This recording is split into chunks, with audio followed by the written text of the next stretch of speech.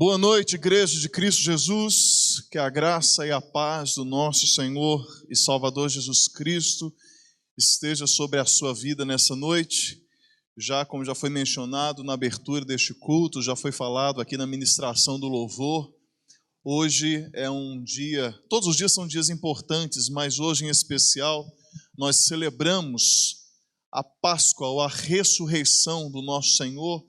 Então, para você que está acompanhando de casa aí, uma feliz Páscoa e que Cristo nunca se esqueça, em todos os dias da sua vida, Ele vive, Ele reina para todos sempre e que o nosso coração esteja abastecido por essa verdade, não apenas hoje, mas sempre em nosso coração. E nós vamos para a palavra de Deus nessa noite, nós vamos deixar o ato da ceia para o último instante. Você que está conosco aí acompanhando de casa, lembre-se, o Senhor está presente, esteja reverente à palavra do Senhor. Deus tem uma palavra para o nosso coração, para falar conosco nessa noite, e eu tenho certeza absoluta que o Espírito Santo do Senhor se move sobre a igreja de Cristo Jesus nessa noite. Você vai abrir a sua Bíblia comigo no no Evangelho de Lucas, no capítulo 23, mesmo que nós vamos fazer aí um passeio pelos Evangelhos, mas nós vamos tomar o Evangelho de Lucas, capítulo 23, a partir do versículo 33 ao 47, como texto básico para a meditação da palavra de Deus nessa noite. Aproveitando, você que ainda não compartilhou este culto aí pelas redes sociais, pelo WhatsApp, pelo Facebook, pelas redes sociais, Telegram e tudo mais, aproveita e compartilha. Pessoas precisam ouvir o Evangelho, precisam ouvir essa palavra nesta noite. Nós vamos então ler a partir do versículo 33 do capítulo 23 de Lucas. Diz a palavra do Senhor: Quando chegaram ao lugar chamado Calvário, ali o crucificaram, bem como aos malfeitores, um à sua direita e outro à sua esquerda. Mas Jesus dizia: Pai, perdoa-lhes, porque não sabem o que fazem. Então, para repartir as roupas dele, lançaram sortes. O povo estava ali e observava tudo. Também as suas autoridades zombavam e diziam: salvou os outros, que salve a si mesmo, se é de fato Cristo de Deus, o escolhido. Igualmente os soldados zombavam dele e, aproximando-se, trouxeram-lhe vinagre, dizendo: se você é o rei dos judeus, salve a si mesmo. Acima de Jesus estava a seguinte inscrição: este é o rei dos judeus. Um dos malfeitores crucificados blasfemava contra Jesus, dizendo: você não é o Cristo? Salve a si mesmo e a nós também. Porém o outro malfeitor o repreendeu, dizendo: você nem ao menos teme a Deus, estando sob igual sentença? A nossa punição é justa, porque estamos recebendo o castigo que os nossos atos merecem. Mas este não fez mal nenhum.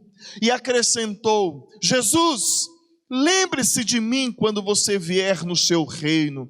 Jesus lhe respondeu: em verdade lhe digo que hoje você estará comigo no paraíso. Já era quase meio-dia, e escurecendo-se o sol, houve trevas sobre toda a terra até as 3 horas da tarde. E o véu do santuário se rasgou pelo meio. Então Jesus clamou em alta voz, dizendo: Pai, nas tuas mãos entrego o meu espírito. E dito isto, expirou. E o centurião, vendo o que tinha acontecido, deu glória a Deus, dizendo: verdadeiramente este homem era justo. Vamos orar mais uma vez. Pai, nós clamamos no nome de Jesus, que o Senhor fale por meio do teu Santo Espírito nessa noite. Tua palavra é lida, ela será exposta, e nós pedimos que o Senhor brade ao nosso coração, que o Senhor quebre corações nessa noite, e que o Senhor mais uma vez, por meio da tua palavra, chame, Senhor, pessoas, chame os teus eleitos, chame os teus escolhidos, Senhor, a salvação e a redenção, ao encontro pessoal, íntimo, profundo contigo, Pai, no nome de Jesus. Nós tememos e trememos ante a sublimidade da tua palavra e pedimos que o Senhor fale conosco nessa noite, no nome de Cristo Jesus. Amém. Irmãos, o renomado escritor e pastor norte-americano Max Lucado, em uma de suas obras, nos conta sobre uma situação embaraçante no qual ele se deixou envolver. Essa situação estava diretamente ligado à pronúncia do seu nome ou do seu sobrenome. No Brasil, é convencionado em termos comerciais que o sobrenome do Max seria realmente falado como é escrito, Max Lucado. Mas nos Estados Unidos, a pronúncia correta é Max Lucado. E isso envolveu uma problemática em uma determinada situação, porque ele foi visitar a empresa de uma família que tinha ido pela primeira vez ao culto comunitário no último domingo da igreja que o simpático pastor pastoreava. Quando ele chegou na empresa dessa família, o anfitrião que deveria estar o esperando estava ocupado. Então o Max sentou por alguns instantes e ficou ali esperando até que ele foi abordado por uma das funcionárias, que então reconheceu Max Lucado não apenas pelos livros que ela já tinha lido de sua autoria, mas porque ela tinha estado anteriormente, em uma outra época, em um culto na igreja do vulgo pastor. Não contente então com a presença do Max Lucado ali, aquela moça tomou ele pelo braço e saiu conduzindo o jovem pastor empresa fora, apresentando a todos que ela poderia, o máximo que ela poderia apresentar. Só que havia uma questão peculiar. A todo mundo que ela apresentava ao pastor, ela pronunciava o nome dele da maneira errada. Pronunciava como nós pronunciamos aqui no Brasil. Ela não falava Max Lucado, falava Max Lucado. Constrangido então, Lucado não quis trazer nenhum tipo de embaraço à moça. E ele então deixou que ela continuasse pronunciando o seu nome de forma errada.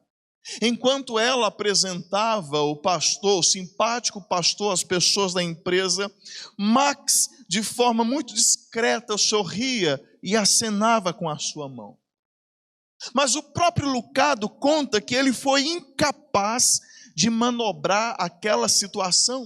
Ele se sentiu incapaz de corrigir aquele erro, até que finalmente eles se encontram com um anfitrião que esperava por eles no escritório. E quando ele encontrou aquele homem, ele falou para o Max: eu estou muito feliz de tê-lo aqui na empresa. E a recepção, as palavras poderiam ficar apenas nisso, estaria tudo certo para o Max. Só que, em um dado momento, aquele homem perguntou para o pastor, diante daquela moça: nós estivemos no culto na sua igreja no último domingo, e eu saí com a minha esposa questionando, nos perguntando qual a pronúncia certa do seu nome, Lucado ou Lucado? E diante então daquela situação embaraçosa, o habilidoso escritor não conseguiu achar uma saída rápida e coerente diante daquele constrangimento, e pela primeira vez na vida, Max falou que a pronúncia certa do seu nome era a pronúncia errada. Ele confirma, para não constranger a moça que estava falando o seu nome errado, confirma que o seu nome estava sendo pronunciado da forma certa. Irmãos, o Salmo 23, versículo 6 diz que bondade e misericórdia costumam caminhar juntas. No entanto, o mesmo não acontece quando a justiça se apresenta. Numa escala infinitamente maior, Deus enfrenta com a humanidade o mesmo que Max Lucado enfrentou com aquela funcionária. Duas grandes perguntas: como ser bom e justo ao mesmo tempo? Como redimir o pecador sem endossar o pecado? Humanamente falando, nós temos apenas duas inapeláveis situações: corrigir o erro expondo a vergonha, ou abafar o caso e desprezar completamente a justiça. Mas é interessante que, pela perspectiva do céu, há uma terceira e sublime e irresistível via que nos é apresentada ou representada na cruz de Cristo. Talvez em um mundo pós-moderno, ou como alguns estudiosos já costumam chamar, em um mundo pós-cristão, é difícil nós focarmos nas mais diversas direções e nós percebermos como em nossa cultura a cruz de Cristo está por todos os lados. Igrejas, cemitérios, paredes diversas, anéis, cruz que às vezes se apresenta suspensa em um cordão no pescoço, no retrovisor de um carro, cruz que é tatuada na pele, que é adesivada nos vidros e também nas traseiras dos automóveis. A cruz, queiramos ou não, é o símbolo universal daquilo que a Bíblia chama de redenção. Muitos tentam atrelar a cruz apenas ao movimento religioso chamado cristianismo, mas não apenas isso. A cruz é o centro da mensagem de redenção que o próprio Deus nos apresenta. O contraditório é que Deus escolheu um instrumento de tortura e morte como um sinal de esperança. E de lá desse instrumento, o próprio Deus proclama a sua mensagem. Algumas religiões, pelo menos ao nosso ver, elas parecem ser mais otimistas e aparentemente mais sensatas em seus símbolos de fé. São estrelas de 6 pontas, lua crescente, flor de lótus, arco-íris. Alguns dos muitos símbolos religiosos que nos são apresentados por aí.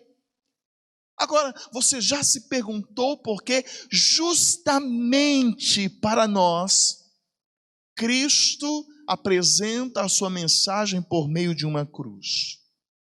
Um instrumento de morte, de tortura, de dor. Irmão, meu irmão, minha irmã, Igreja de Jesus, ninguém carrega uma miniatura de uma cadeira elétrica pendurada no pescoço.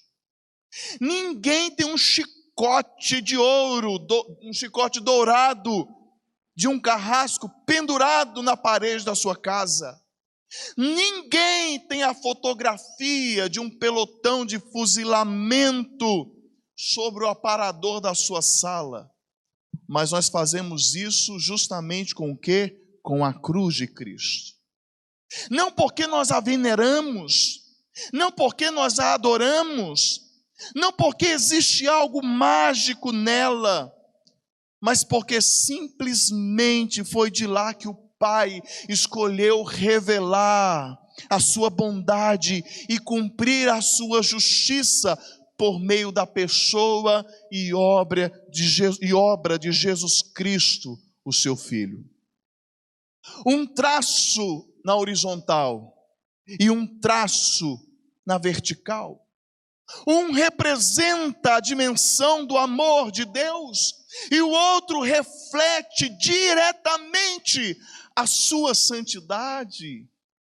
A cruz, irmãos, é um ponto de intersecção, não apenas no sentido daquele que está intercedendo, mas fala de um cruzamento, e a palavra se mostra até um tanto redundante, porque é de lá que Deus, por meio do seu Filho, nos perdoou sem descer os seus padrões. Foi de lá que Deus se revelou bom, sem ferir a sua justiça. Foi de lá que Ele provou o seu amor, enaltecendo ainda mais a sua santidade. Deus transformou um instrumento de escárnio e de tortura em um símbolo de amor, de fé e de esperança.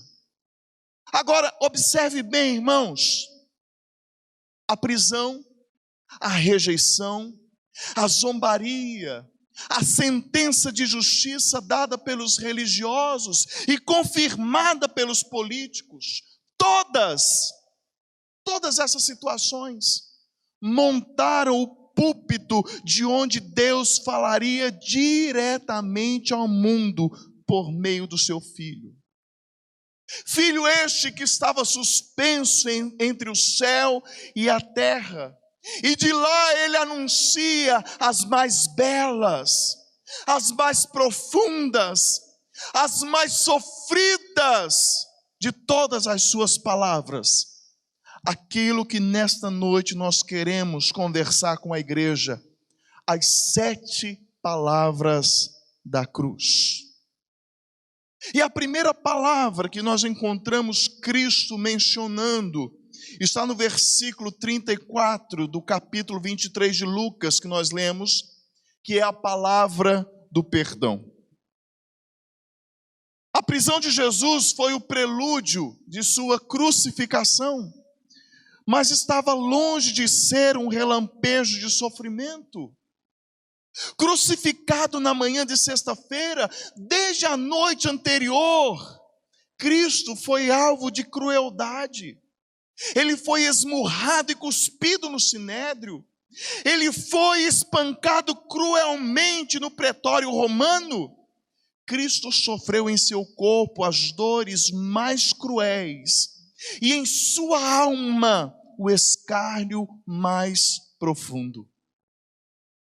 Não bastasse tomar sobre seus ombros 2 toscos pedaços pesados de madeira, ele também teve que suportar os insultos de uma multidão ensandecida.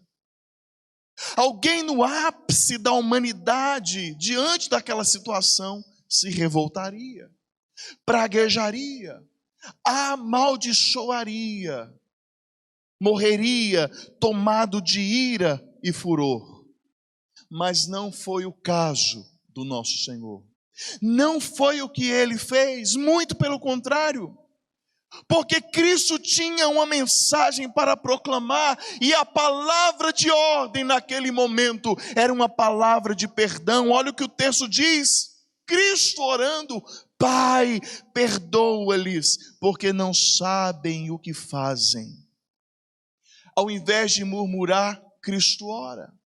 Ao invés de reclamar, Cristo intercede. Ao invés de permanecer se lamentando ou se entregar à lamentação, ele então permanece fazendo o mesmo, ou seja, intercedendo pelos seus. Naquele momento mesmo, diante da sua alma dilacerada pela dor, Cristo está oferecendo perdão àqueles que o faziam sofrer. Interessante que na carta de 1 João, no capítulo 1, versículo 9, capítulo 2, versículo 1, nos mostra que Cristo continua fazendo o mesmo hoje pelos nossos pecados. Ele continua intercedendo por nós diante do Pai. Entre aqueles 2 malfeitores, aquele que não conheceu o pecado, Deus o fez pecado em nosso lugar. Está em 2 Coríntios 5, versículo 21. E ele então nos oferece o seu perdão. Mateus, no capítulo 27, versículo 44, acentua ainda mais o sofrimento, nos dando a informação que ambos os ladrões crucificados ao lado de Jesus insultavam também o nosso Senhor. Mas olha que interessante, irmãos, Cristo não paga o mal com o mal. Cristo não é vingativo, Cristo não revida, Cristo oferece, a partir da sua cruz, uma palavra de perdão. Palavra essa que nos é oferecida nesta noite. Cristo, então, em sua morte, nos trouxe realmente a complementação ou a conclusão daquilo que Ele nos ensinou em sua vida. Lucas capítulo 6, versículo 27 e 28. Quando o próprio Jesus nos ensina a amar os nossos inimigos, nos ensina a orar por eles. Cristo então cumpre em si a palavra da profecia, lá em Isaías 53, 12, quando a palavra diz que ele teria de ser achado entre os malfeitores. A primeira palavra é a palavra de perdão proferida da cruz. Palavra essa que deve ecoar em seu coração hoje, no dia que se chama hoje. Afinal, o próprio Deus nos garante que Ele apaga todas as nossas transgressões, Isaías 43, 25, e dos nossos pecados Ele não se lembra mais.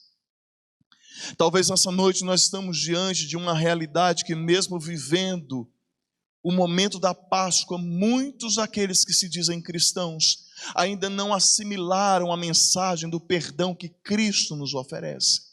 Talvez nessa noite você mesmo que está sentado, que ainda não conhece Jesus e ouve essa mensagem, precisa ouvir e entender que da cruz do Calvário, Cristo já intercedeu por você. Pai, perdoa-lhes, porque eles não sabem o que fazem. Mas a segunda palavra proferida da cruz é a palavra de salvação, versículo 43 do capítulo 23 que nós lemos. Se a primeira palavra de perdão ela ecoa como uma oração, a segunda palavra, sem dúvida, foi uma promessa. O texto nos mostra que Cristo estava crucificado, foi crucificado entre dois ladrões. E enquanto existe muita especulação diante disso, quero resumir algo apenas em torno de um diagnóstico da humanidade. Ou seja, Cristo diante daqueles crucificado no meio daqueles dois homens, está realmente trazendo um raio-x completo de uma humanidade perdida, culpada e condenada. E não apenas isso, colocado ao centro, a todos é dado o direito de perceberem quem aquele homem realmente era. Aquele que estava padecendo, sofrendo, não tinha pecado algum. Mas naquele momento, Cristo estava rodeado pela bagunça causada pelos descendentes de Adão. Quem são esses descendentes? Eu e você. Somos definitivamente os causadores dessa bagunça chamada mundo. E naquele momento, no meio daquelas duas cruzes, crucificado entre aqueles dois malfeitores, Cristo então traz um contraste, nos apresenta um contraste entre arrependimento e completa rejeição. Enquanto um dos ladrões segue imitando o escárnio dos algozes de Jesus, porque o texto fala que ambos, Mateus nos dá essa informação, que os dois zombam, escarnecem de Jesus, mas o que está à sua esquerda continua imitando e dando ouvido e seguindo, replicando, reproduzindo aquilo que ele ouvia. O que estava à sua direita, então, algo mudou o coração daquele homem. Porque o que estava à sua direita se constrange em arrependimento e então ele clama por redenção. Aí a pergunta que não quer calar: o que teria levado aquele homem a essa postura? Será que o escrito de Pilatos sobre a cabeça de Jesus, o rei dos judeus, será que foi aquele escrito que mudou a opinião daquele ladrão? Teria sido a face terna, mesmo que sofrida, do nosso Senhor? Será que em algum momento, diante da benevolência do nosso Senhor, oferecendo perdão àqueles que o maltratavam, nós não sabemos ao certo qual a causa, Mas tudo que sabemos é que aquele ladrão não apenas clama por salvação, mas o texto diz que ele reconhece Jesus como rei. Glória a Deus. Porque quando ele diante de Cristo fala: Senhor, lembra-te de mim quando entrares no teu reino, ele está reconhecendo que Cristo reina, governa e domina todas as coisas.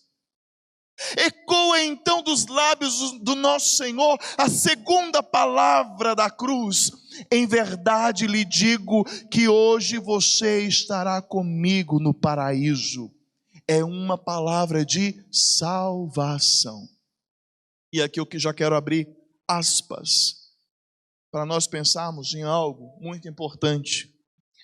A música de Jader Santos, interpretada por muitas pessoas, mas uma das interpretações que eu acho mais perfeitas está na voz e na execução do Prisma Brasil, quando ele fala o seguinte: não existe céu sem Jesus.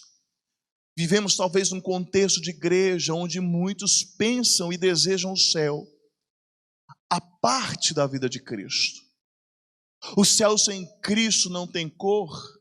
Como a música de Jader Santos: para que tanta formosura se nós não tivermos a presença de Jesus? Naquele momento Cristo não fala para ele: você vai estar no paraíso, não, mas você vai estar comigo no paraíso. A salvação é uma certeza, certeza essa irrevogável, imediata e gratuita. Charles Spurgeon diz que é mais fácil você atravessar o Oceano Atlântico em um barco de papel do que atingir o céu pelas boas obras. A salvação é de graça. Você não é salvo pelas suas obras, mas você é salvo, e uma vez salvo, você é salvo para executar boas obras. Por mais que você faça, como a frase de Spurgeon, é mais fácil você atravessar o Oceano Atlântico em um barco de papel do que você entrar no céu pelos seus atos. Ao mesmo tempo que a salvação é certa, é irrevogável, é imediata, é gratuita, ela também envolve fé, temor a Deus, consciência dos seus próprios pecados, também a consciência da necessidade de um Salvador, e como eu já me antecipei aqui, e plena comunhão com Ele. A palavra de salvação proferida da cruz grita em sua vida hoje. E como o escritor aos Hebreus, no capítulo 3, versículos 7 e 8, que nos diz: se você ouvir a sua voz, não endureça o seu coração. Não dá, eu sempre prego lembrando de música, gente. Cada palavra que eu falo aqui eu me seguro para não citar muita música que eu vou me lembrar e vindo na cabeça. Mas um hino antigo que diria o seguinte: meu amigo, hoje tu tens escolha, vida ou morte, qual vais aceitar? Amanhã pode ser muito tarde. Hoje Cristo te quer libertar. Não deixe sua mente ser tentada por vias teológicas e brigas entre Armínio e Calvino. A realidade é que a salvação grita ao seu coração nessa noite. Da cruz, Cristo proclama uma palavra de salvação. Mas existe também uma terceira palavra, que é a chamada palavra da consolação. E aí nós vamos precisar ir lá para o Evangelho de João, no capítulo 19, versículo 26 e 27. Queridos, nenhum pai ou mãe está de fato preparado para a morte de um filho. Eu fico pensando qual é o sentimento de um pai ou de uma mãe que perde o seu filho. Eu não consigo imaginar tamanha dor. A palavra que me vem ao coração, que me vem à mente, é uma dor dilacerável. Agora, pense comigo, imagine a dor do coração de Maria. Daquela que estava diante, não apenas diante, mas junto à cruz de Jesus. Aquela que beijou a fronte dele quando ele ainda era um bebê, agora vê essa fronte tomada de sangue, sangue este que escorria diante da pressão dos cravos, dos espinhos sobre a sua cabeça. Aquela mãe segurou as mãos pequenas do nosso Salvador quando ele ainda era criança. E agora ela vê essas mãos presas ao madeiro de dor, ou como a música do Catarino Varjão, ao madeiro lavrado. Tal sofrimento, irmãos, foi profetizado pelo velho Simeão lá em Lucas capítulo 2, no versículo 35, quando Simeão olha para Maria e fala que a alma dela seria traspassada. Eu fico pensando, será que aquela jovem camponesa, lá enquanto Jesus ainda era um bebê, imaginava a dor que estaria por vir? Será que ela conseguia ter a dimensão do tamanho do sofrimento que ela teria que passar? E mesmo diante de tanta violência que Maria presenciou, nós não vemos a Bíblia relatando que Maria tem um ataque de histeria. Nós não vemos a Bíblia falando que Maria teve um surto psicótico. Nós não vemos a Bíblia mencionando, muito menos, que Maria teve um rompante de ira. Agora, eu fico me perguntando o que manteve aquela mulher serena, mesmo diante daquele sofrimento. O que manteve ela suportando aquela cena? O que sustentou ela diante daquele escárnio? O que a segurou diante do sofrimento, da zombaria que seu filho passava? E a resposta está justamente em João, no capítulo 19, que nós mencionamos. A consolação que o seu filho lhe oferece, que o seu filho lhe dá. Olha, o texto nos diz que Jesus, vendo a sua mãe e junto dela o discípulo amado, Jesus disse a Maria: mulher, eis aí o seu filho. Depois olha para o discípulo amado, ou seja, João, e diz: eis aí a sua mãe.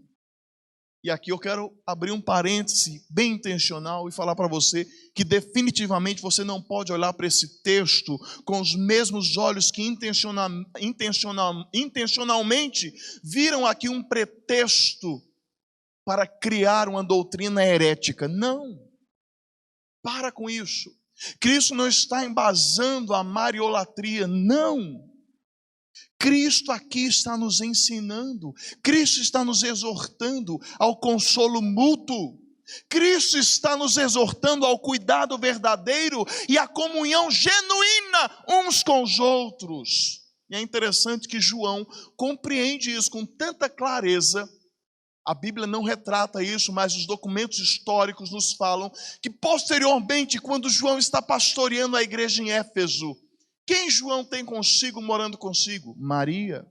Na sequência do próprio texto, capítulo 19 de João, o texto fala que João toma para si Maria e cuida dela. Jesus está nos ensinando aqui a cuidarmos uns dos outros. Da cruz, Cristo nos apresenta um consolo. Irmãos, diante de um mundo que chora, de um mundo quebrado, a igreja precisa ser mais consoladora. O reino de Deus é um reino de cuidados. Mas preste bem atenção. De nada adianta você mostrar ajuda ao necessitado se seu coração inflama em veneno e ódio pelo seu irmão. Tem muita gente querendo dar comida para quem está passando fome. Atitude bonita e bela e digna realmente um discípulo de Jesus. Mas se você está oferecendo comida para quem está passando fome e você está falando mal do seu irmão, a sua oferta está sendo desprezível diante do Senhor. Sou eu que estou falando, não, Jesus que falou da cruz. É hipocrisia. Irmãos, deixa eu rasgar meu coração, eu estou envergonhado nas redes sociais. O que tem de crente brigando em Facebook, aqui eu já vou até adiantando, saí do Facebook, não estava aguentando mais, de tanta vergonha. O povo brigando no Facebook, um xingando o outro, por causa de política, por causa de questões tão banais. Quando Jesus está nos ensinando a cuidar uns dos outros, você deve cuidar. O que nos une é maior daquilo que nos difere. Se você pensa do lado de lá, do lado de cá, no meio, para cima, para baixo, pouco importa, tem em seu coração a centralidade das Escrituras. Se você é pró ou contra qualquer situação social, irmão, se lembre, Cristo nos chamou a cuidar uns dos outros. É uma palavra de consolação, é no meio do sofrimento que Jesus fala: Maria, cuida de João, João, cuida de Maria. E nós não estamos conseguindo cuidar uns dos outros, estamos brigando, parecendo um bando de pitbull, irmão, no nome de Jesus. Estou abrindo um adendo aqui nessa mensagem, que o meu coração tem se inflamado e tem se entristecido muito diante dessa situação. É uma vergonha. Você deveria se envergonhar diante do seu Salvador. Às vezes pessoas que usam da própria Bíblia para dar indiretas em outros, se envergonhem, se humilhem diante do seu Deus, no nome de Jesus. Seja consolador. Da cruz, Cristo proclama uma palavra de consolação.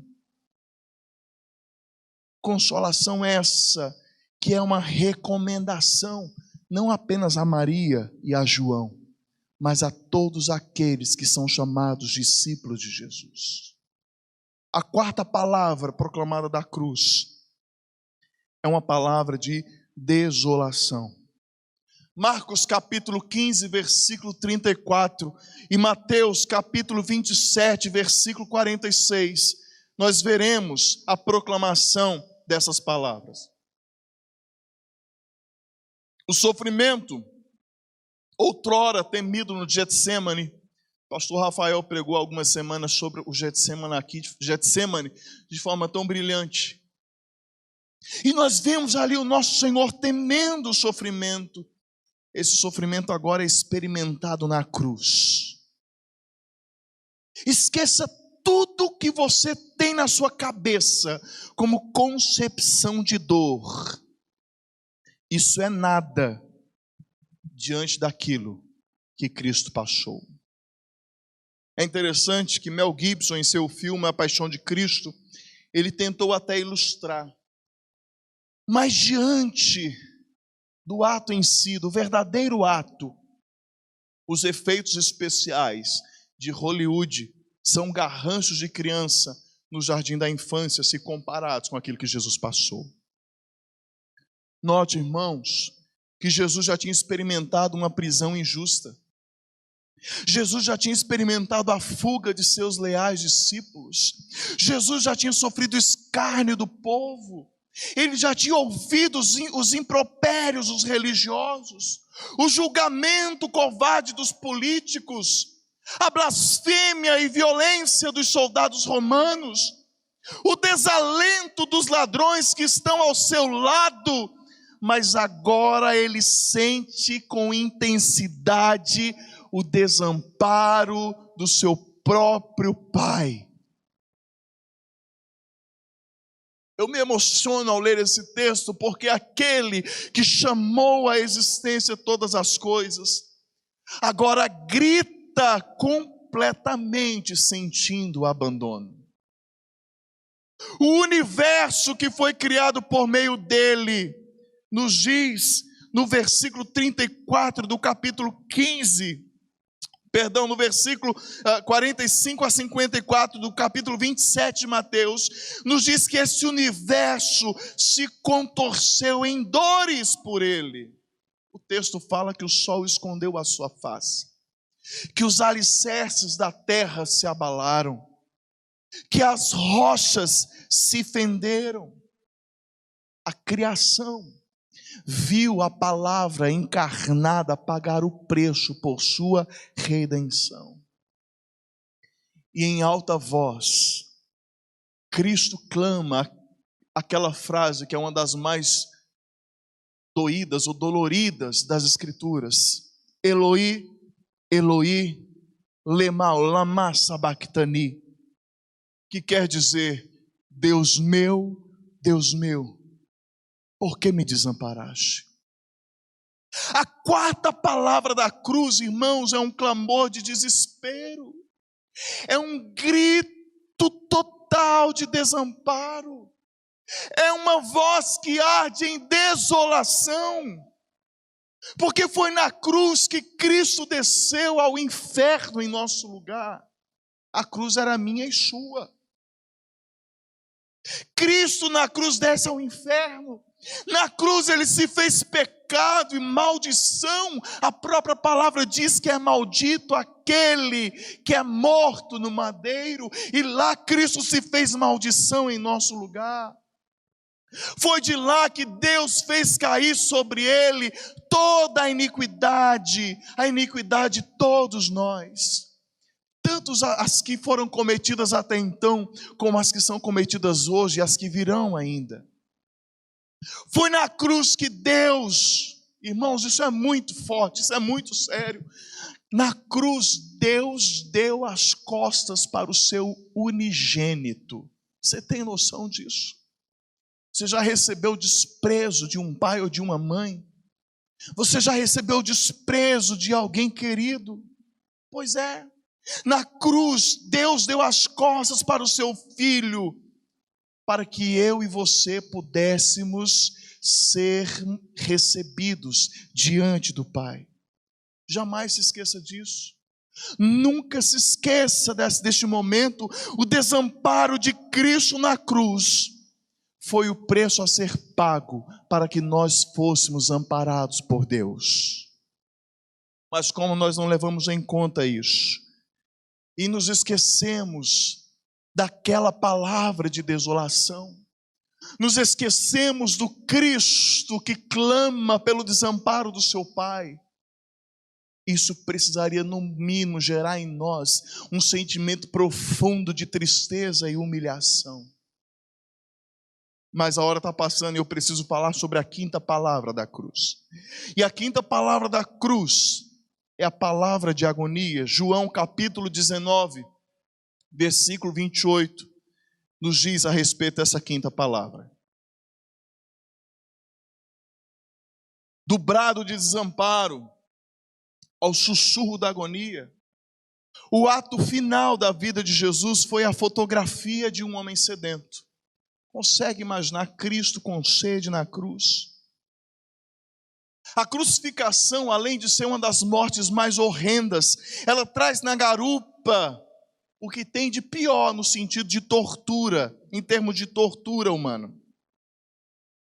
Pregado na cruz, o condenado era exposto ao escaldante calor do dia e o frio mais intenso da noite. O corpo esvaía de sangue. As câimbras contorcia com ímpeto a musculatura. A asfixia começava a tomar lugar, sufocando aquilo que nós já poderíamos considerar como um farrapo de ser humano. Mas é interessante que a sede é um dos últimos estágios que se apresenta em um sinal de total esmagamento da existência de um indivíduo. Quando um crucificado chega ao ápice, ou chega a pedir água, quando ele fala que ele está com sede, é que realmente ele já está nos últimos momentos de sua vida. E é nesse estágio que Cristo sussurra, versículo 28 do capítulo 19 de João: tenho sede. Essa foi a quinta palavra de Cristo na cruz, uma palavra agonizante. Só que o interessante, irmãos, é que onde muitos colocam o foco sobre o Cristo desalentado, a Escritura nos aponta um Cristo soberano. Se você observar o versículo 28 do capítulo 19 de João na sua íntegra, o texto nos diz o seguinte: vendo Jesus que tudo já estava consumado, para que se cumprisse a Escritura, disse: tenho sede. Ele tem os lábios rachados, ele tem a garganta totalmente seca, ele sequer tem uma voz para falar, porque ela estava rouca. E mesmo chegando ao extremo da morte, Cristo mantém a sua consciência plena, completamente clara. Mais do que isso, tal consciência está em total submissão à vontade do Pai. E é interessante que o versículo fala que Cristo estava vendo que tudo estava para ser consumado. Então, para se cumprir a Escritura, ele fala: tenho sede. Ele revisita o roteiro de redenção.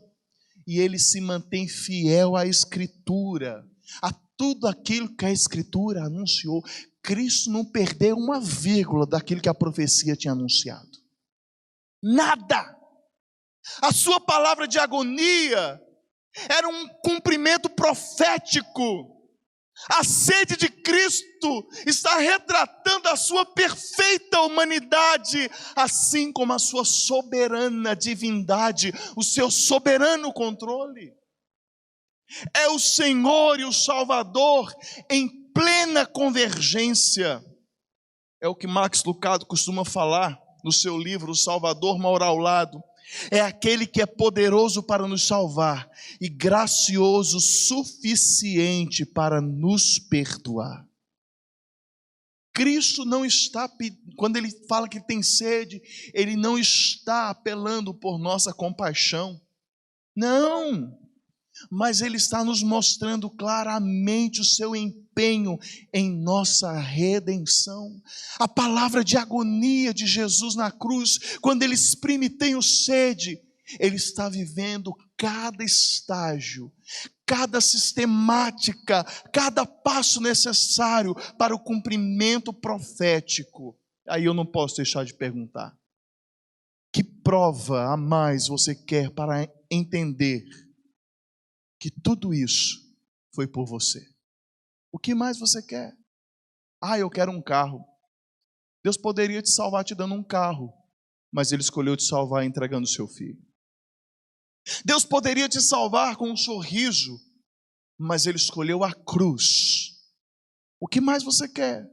Eu quero uma casa, eu quero um bom emprego, eu quero viver num país maravilhoso, não quero ter problemas, quero ter uma saúde maravilhosa. Ele já te deu a vida eterna. Pedir mais do que isso é presunção da nossa parte. A sexta palavra que nos é apresentada na cruz é a palavra de vitória. João capítulo 19, versículo 30, nós vemos essa palavra.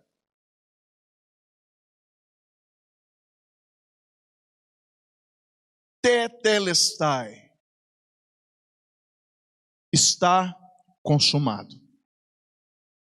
Após tomar o vinagre embebecido em uma esponja, Cristo tem a plena confiança, a plena certeza de sua vitória. Talvez para muitos podem olhar para a cena do Calvário, o Cristo dependurado em uma cruz e falar: vitória? Como assim vitória? Bom, vamos lá. Cristo está completando a sua obra redentiva. A sua encarnação cumpriu o propósito. A sua vida, o seu ministério cumpriu a missão. O seu sofrimento chegou ao fim. E os nossos pecados, irmãos, encontrou o caminho de redenção. Quando Cristo fala está consumado, ele está falando que a lei foi cumprida, que o juízo divino foi realizado, que o império das trevas foi desbaratado e que as portas dos céus foram abertas para os eleitos de Deus. Ao pronunciar está consumado, Cristo não está entregando um fardo de fracasso, não, irmãos. Quando ele fala está consumado, Cristo está conclamando as hostes celestiais à celebração. Quando ele diz está consumado, o céu começa a se preparar para o domingo da ressurreição. Quando ele diz está consumado, o céu começa a se preparar para o dia em que Jesus virá para buscar a sua igreja. Quando ele diz está consumado, Cristo está proclamando que tudo que era para ser feito estava definitivamente completado. A palavrinha tetelestai, uma palavrinha grega, na época tinha 3 modos usuais. O primeiro deles é o sentido de uma missão cumprida. Era quando um pai dava uma tarefa para o seu filho, e o seu filho então, com esmero, com dedicação, tomava aquela tarefa que recebia do seu pai e colocava em prática. E quando o filho cumpria a tarefa, ele chegava no seu pai e falava: tetelestai, está pronto, ó, tinindo. É como que às vezes eu esqueço o meu óculos lá no meu quarto, e eu falo: Nicolas, busca o óculos do papai, e ele vai e ele traz o óculos com perfeição para não pegar nem na lente, para não manchar a lente, e ele me entrega. E quando ele me entrega, ele está falando: tetelestai, está aqui, pai, perfeito, não relê nem na lente, está ó, limpinha a lente. Mas existe um outro uso dessa palavra que envolvia a quitação de um débito.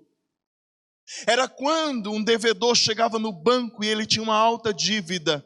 E quando ele quitava toda a sua dívida no banco, o banco devolvia a promissória para o devedor com um carimbo escrito: tetelestai, está consumado, está pago. Se no primeiro momento o filho completa a obra, não é a mesma coisa que Cristo faz por nós, uma vez que ele completa a obra da redenção e ele fala: pai, a tarefa que o Senhor me deu está completa, tetelestai. Da mesma forma, quando Cristo completa a sua obra na cruz, ele está falando ao Pai: a dívida dos meus filhos, a dívida dos teus eleitos está paga, tetelestai. Vou citar Max Lucado de novo, que ele diz que possivelmente ele fica imaginando que existe uma nota promissória atrás da mão da cruz de Cristo, e que o cravo estava empunhado, estava cravado na mão de Cristo, estava segurando aquela nota promissória, falando: está pago.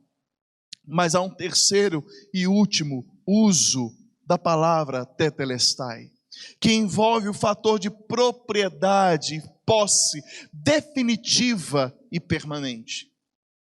Significa que quando alguém comprava um bem ou imóvel, quando ele ia no cartório, vou usar uma linguagem mais nossa, ele chegava no cartório e ele tomava para si, então recebia das mãos do escriturário o documento, a escritura do imóvel.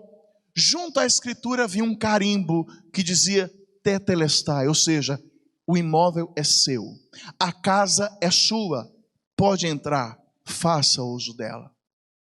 Não é isso também que Jesus está dizendo para nós na cruz? Está consumado, tetelestai, entre para as mansões celestiais, entre, a casa é sua. A partir de então, irmãos, o céu deixou de ser uma vaga possibilidade e agora passou a ser uma realidade completa. Tudo porque Cristo bradou na cruz: está consumado.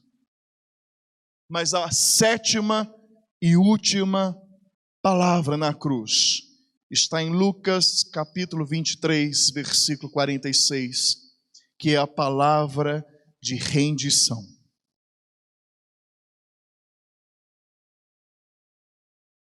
A morte de Jesus é um marco na história da humanidade. Mas é a sua ressurreição quem valida a sua mensagem, irmãos. Jesus morto como Marte seria um bom exemplo, um excelente exemplo. Mas Jesus morto como sacrifício se tornou então um ato singular. A Bíblia nos conta que durante 6 horas do seu suplício na cruz, Cristo não resmunga, ele fala. Cristo não murmura, ele ora. Cristo não é vencido, ele é vencedor. E no versículo 46 do capítulo 23 de Lucas que nós lemos, Jesus ora: Pai, nas tuas mãos entrego o meu espírito. E a palavra diz que Depois que ele disse isso, ele expirou. Não leia e não veja essas palavras com dó ou piedade. Cristo não precisa da sua condescendência. Muito pelo contrário, ele é digno do seu louvor. Mas a 7ª palavra da cruz está longe de ser um choro de um derrotado. É um brado de alguém que alcançou vitória. É um ato de entrega. É uma total rendição ao Pai. Durante 12 horas, Cristo se lançou nas mãos dos pecadores. Agora chegou o momento dele se entregar aos cuidados de seu Pai. Irmãos, até mesmo no último instante, no seu último suspiro, Cristo mantém o controle da situação. O seu espírito não lhe é tomado, ele o entrega de boa vontade ao Pai. Não olhe para Jesus e veja alguém que foi morto, não. Ele se entregou voluntariamente, como nos diz lá em João, capítulo 10, versículo 11, versículo 15, versículo 17, 18.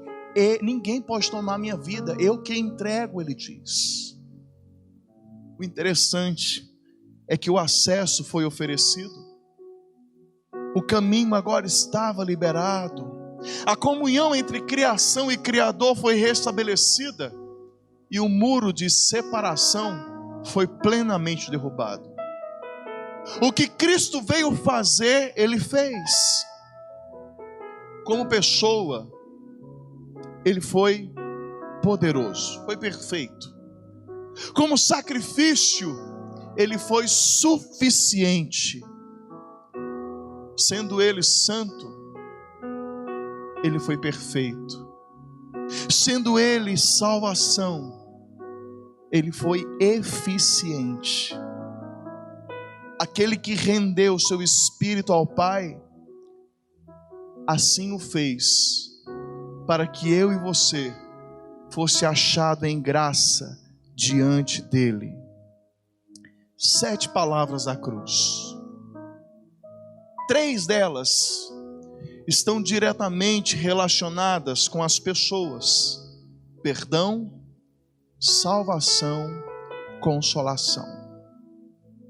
A 4ª palavra, uma das 7 palavras, está diretamente ligada à pessoa do Pai, que é a palavra de desolação. E as 3 últimas está relacionada diretamente ao próprio Cristo: agonia, vitória, rendição. No roteiro do Calvário, Cristo se preocupou com cada uma dessas palavras proféticas das Escrituras, porque se ele falhasse em qualquer uma delas, ele seria um profeta, mas não Messias. Ele seria um grande líder, mas não seria Senhor e Salvador. Por isso, os nossos questionamentos diante do nosso Cristo, diante de Jesus, o seu questionamento, a sua dúvida, tem fundamento nenhum. Ela não se sustenta em pé. Não para em pé, porque cuidadosamente Cristo agiu para que as nossas mentes não ficassem distantes do amor que Ele nos dá. Seus atos, suas palavras, sua dor, sua entrega, seu sangue, seu sacrifício são a prova sistêmica da fidelidade das Escrituras. Eu vou pedir para o Tomás colocar, eu vou ler, mas eu quero que você observe aí na tela. Observe bem o que foi previamente oferecido na profecia. Jesus foi traído por um amigo, está lá no Salmo 41, versículo 9. Foi abandonado por seus discípulos, Salmo 31, versículo 11. Foi acusado falsamente, Salmo 35, versículo 11. o silêncio, se manteve silente diante de seus juízes. Isaías 53:7. A sua inocência foi comprovada. Isaías 53:9. A inclusão, ele foi incluído entre os pecadores. Isaías 53:12. Ele foi crucificado. Salmos 22:16. Ele sofreu escárnio dos espectadores. Salmos 109:25. Ele sofreu o insulto e o descrédito. Salmo 22, versículos 7 e 8. Mas a lista continua de profecias. Ele intercedeu por seus inimigos. Isaías 53:12. Ele sofreu desamparo do seu pai. Salmo 22, versículo 1. Ele entregou o seu espírito. Salmo 31, versículo 5. Os seus ossos não foram quebrados. Salmo 34, 20. E ele foi sepultado no túmulo de um homem rico. Isaías 53, versículo 9. Profecias, palavras que previamente foram apontando o caminho do Salvador. No entanto, muitos não creram. Muitos não creram. Muitos não acreditaram. Só para você ter uma ideia, em vida Jesus cumpriu 332 profecias distintas no Antigo Testamento. Matematicamente isso é impossível. É um número assim, são zilhões de possibilidade. Coloque 97 zeros seguidos no número 840.